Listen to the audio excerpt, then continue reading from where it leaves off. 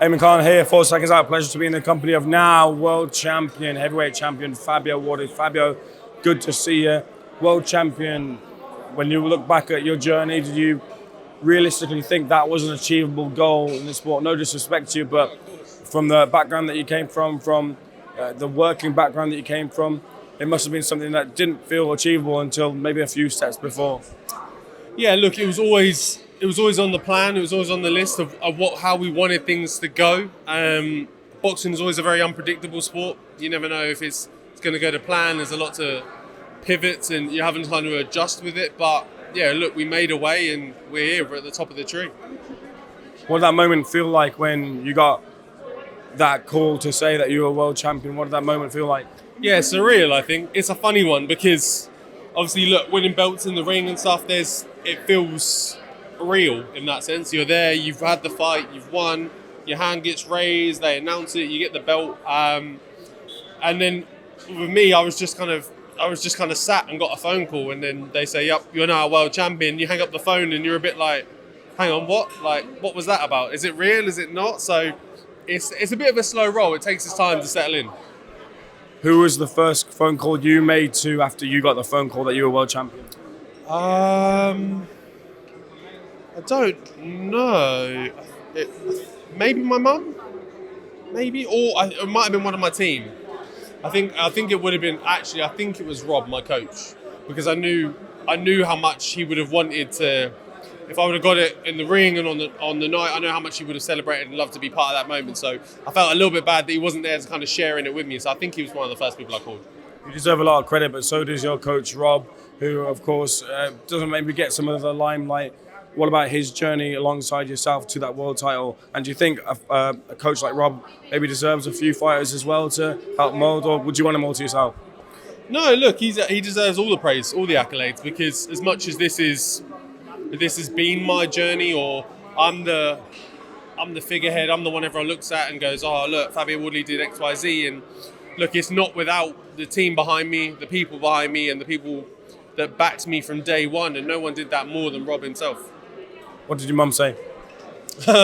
She said, she basically, like, in a roundabout way, she said, like, "I always knew you was going to do this." Like, almost, like, don't get me wrong, she was, but almost like wasn't surprised in a sense. She was like, "I knew this was going to be for you. Like, I knew you was going to achieve all this." So, yeah, don't get me wrong, she was extremely happy, ecstatic, but she was also kind of like, "Nah, I knew this was going to happen for you."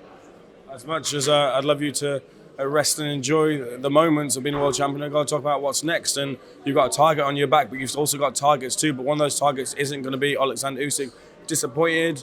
Not so disappointed? How do you feel about it? Yeah, look, definitely disappointed. I always want to take on the best around, the best in the division, and the best fighters out there. But look, boxing, like I say, will be boxing. It doesn't always go to plan. So look, we'll just have to pivot and adjust. I've done it many times in my career. And we'll pick up, we'll have a look and see what else is out there. What do you pivot towards?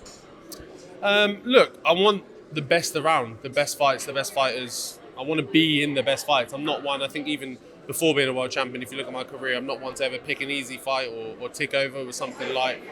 I want to be stuck into something competitive. So whoever those top guys are, like, I know Fury was flirting with coming back the other day, and AJ, obviously, Jake Paul, but after that, maybe those type of guys.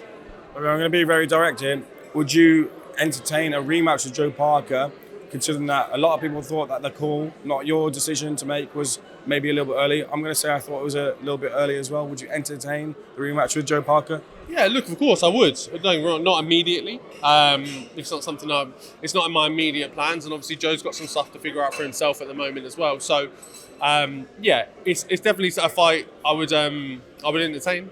What about the likes of Daniel Dubois? Yeah, look, another fantastic fight, which a big, heavy UK blockbuster. I think it's a massive fight, one to be had. Tyson Fury. Yep, put that on the list as well. Add them all on there. Like I say, all the world titles done for me has just made my life a bit easier now, because before I was shouting everyone's name and no one was really paying me too much mind. But now, look, you've got to pay attention to me, and if anything, the calls are going the other way. People are asking for me, so yeah, it's made life a bit easier. Anthony Joshua. Yeah, add AJ to the list as well. Like I say, someone I mentioned, he's got the fight with Jake Paul at the moment, but once that's done, dusted, we'll see where he lands. couple of takes I would like to get from you. First of all, Deontay Wilder and Oleksandr Usyk are in negotiations. How do you feel about that? Yeah, look, jealous. They're the conversations I want to be having, but it's okay. Like I'll be patient. I'll bide my time, and I'll keep working away at the sides, and I'll get what I want eventually. Was it a surprise to you that he didn't want to fight you, but wants to fight Wilder? Yeah, I think it was a surprise to everyone, to be honest. I don't think, even if he wasn't going to fight me, I don't think that anyone went, oh, actually, he should fight Deontay Wilder. I don't think that's the fight anyone picked for him. But look, he's got his own plans, his own designs for his own career. And there was a bit of me that says, to be honest, he's kind of earned the right to do what he wants at this stage. He's had a bunch of massive fights, back to back to back. And it's just like, okay, do your own thing at the moment. Did you like the face-off between Wilder and Chisora yesterday? Yeah, look, I like any face-off Chisora's involved in because I'm just waiting for the sparks to fly. What's Dillian doing? What's he up to? Home, training, taking over, staying ready, waiting for the right opportunity. How about Alan? I think he's doing the same thing. I haven't actually caught up with him properly in a little while, but I know he's not long had a babe as well, so he's being dad, family man. They're having a good time with that. But I know last time I spoke to him, he does want to get back in the ring. He does want to get back out there. But look, it's just about working your way back in. I'm going to get your take, of course, about the big fight coming up next week. I can't believe I'm quite saying this, but it's as Manny Pacquiao walks past. It's Jake Paul versus Anthony Joshua. If we wake up at the day after and Jake Paul somehow beaten Anthony Joshua, how has he done it? The witchcraft? I don't know. Wizardry? I haven't got a clue. I don't know. Like, don't get me wrong. Anyone can catch anyone, and Jake Paul has proven he's got a bit of power in those hands, so he could catch him. But it seems extremely unlikely. Would you take the fight? Would I? Would you fight Jake Paul? Yeah. Yeah. Look, it's obviously very obvious that there's a decent amount of money in that fight. So yeah, look, I'm not silly. How would you approach it? Because part of me thinks that maybe AJ knows that he's much a higher level than Jake, and maybe might take it a bit easy, and then eventually get him out of there. If you put yourself in that position, would you just look to take him out straight away? Yeah, 100%. I'm steamrolling him. I'm not hanging in there for a second longer than I need to. I'm steamrolling him. I'm getting him out of there. I think that's what AJ does. I'm not sure, and the only reason is because he's had a bit of time off, so he might want to play around for a bit, kind of feel the time in the ring, feel the time under the lights, just kind of flesh it out, shake off a little bit of rust. Just obviously he's been working with Usyk and the team under a new coach and stuff, so maybe he just wants to be in there, work on some things, and then get the job done. I spoke to Derek yesterday. He was very adamant that if Anthony Joshua doesn't go in there and steamroll him like you're saying, then there's a effing problem with boxing.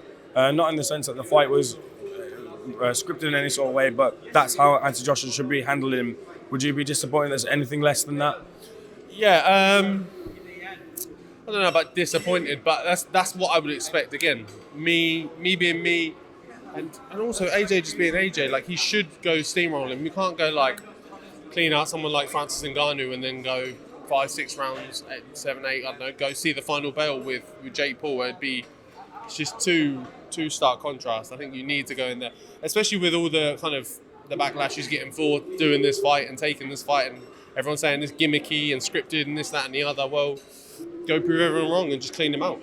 Lastly, Fabio, you won the English, you won the British, you went the Worlds. They call that the traditional route. A lot of fighters these days don't really want to go that route. They try to go the international route and such. How important is it to learn your craft by going those routes, getting those belts before you step onto the world stage? Yeah, well, especially for me, someone who came into the game lacking a lot of experience, I kind of had to build my way through. So going through each level was very important for me, of just working my way up, working my way through and stepping up a level, challenging myself, thinking, okay, good, I feel good here, let's go again, try it up, step it up, step it up. Don't get me wrong, some of these other guys can jump around. They're coming off the Olympics and this, that, and the other, and they've been around the game. But me, I had to slow roll it a little bit and just build my way through. Fabio, once again, congratulations. Looking forward to seeing you back in the ring, doing your thing. Thank you.